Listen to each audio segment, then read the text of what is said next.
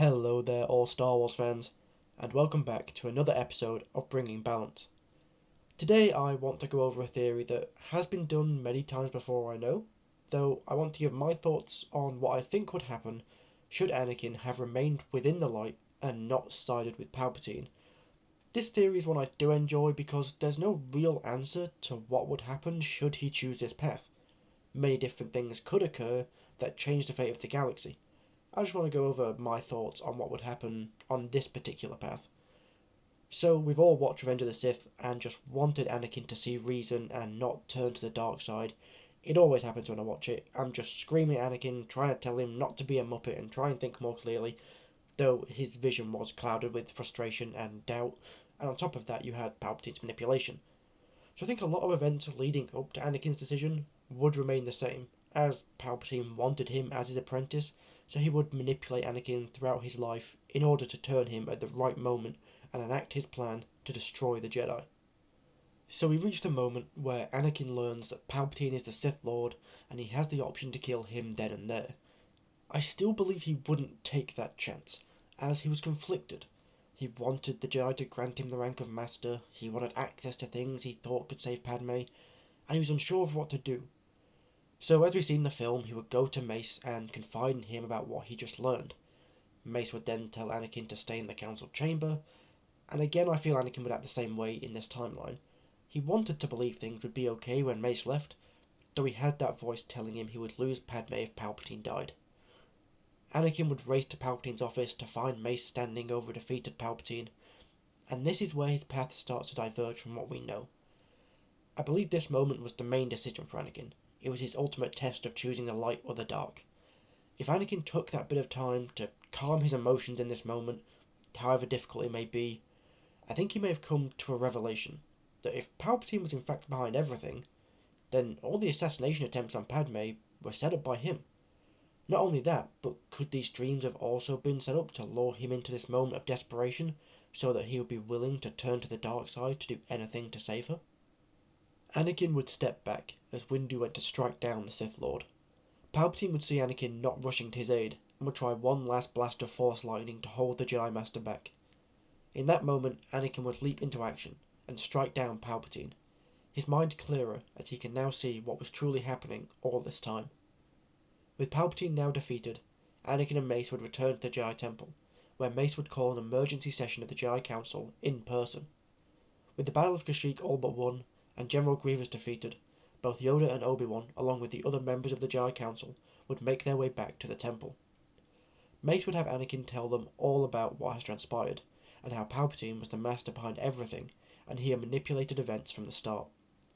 Once Anakin was done, however, the Council would decide that for his role in bringing down the Sith Lord, Anakin was deserving of the rank of Master. This is where I personally believe Anakin would turn it down, and instead ask the Council for help. He would confide in the Council everything about him and Padme and the nightmares he was having.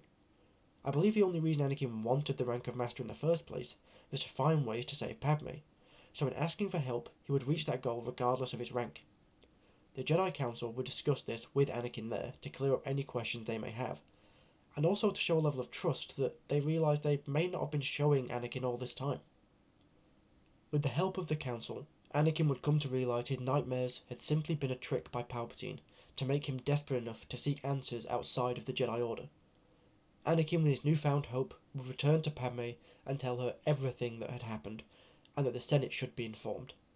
Within the coming days, the Senate knew everything, and negotiations were started with the members of the Separatists to ensure a peaceful end to the war. Ahsoka would also return to Coruscant with a captured Maul, where he could be placed in a maximum security prison under constant watch from the Jedi. I also believe Bail Organa would be voted in as Chancellor. Personally, it could be either him or Mon Mothma, but I feel that Bail at this time would receive the majority of the votes. With the Republic now in a time of peace and the galaxy healing from the war, Anakin and Padme would return to Naboo, where she would give birth to the twins Luke and Leia.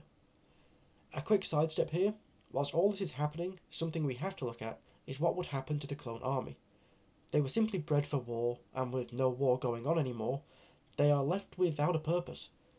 I believe the clones would be given a choice. They would be given full citizenship in the Republic and a voice in the Senate.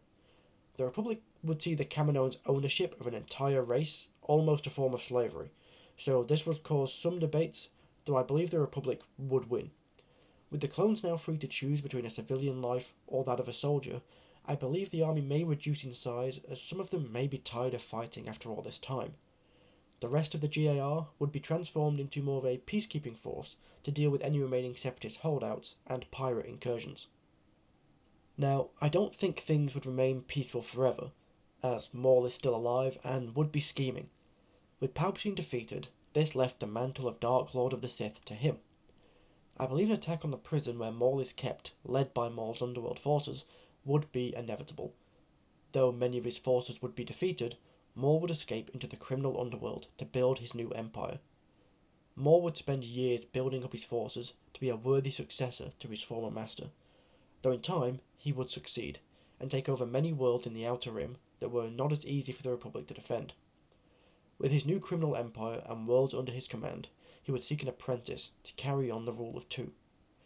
Meanwhile, Anakin would be called back to help in dealing with this new threat. After a long talk with Padme, they would decide that both Luke and Leia would be trained as Jedi to ensure their protection. The Jedi, of course, would welcome this, as the children of the Chosen One would be powerful in the Force and great additions to the Order. Though I'm going to end this one here. If you enjoyed this little concept, please let me know, and if you would like a part 2, also let me know down in the comments. If you enjoyed this kind of content, please leave a like and consider subscribing, as it really does help out the channel, though just the fact you have watched this already means so much to me. Stay safe out there, Star Wars fans, and I'll see you all in the next one.